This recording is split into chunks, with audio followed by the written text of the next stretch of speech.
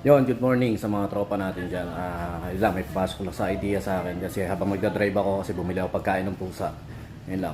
Siyempre, nung bata tayo, sabi sa atin ng mga nakalakihan natin, yung panggagaya mali, yung panggagaya pangit, yung pangongopya mali, yung pangongopya masama.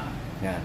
Pero kahit sa music, pwede natin siya i-apply. Kopyahin natin yung mga pinakamagagaling, pinakamahuhusay na musicians. Marami tayong matututunan sa nila. Kaya tayo minsan hindi nangongopya, hindi natin ginagaya yung mga magagaling sa atin kasi nga yung pride natin na kinopya mo lang kay ganito yan, kinopya mo lang kay ganyan yan.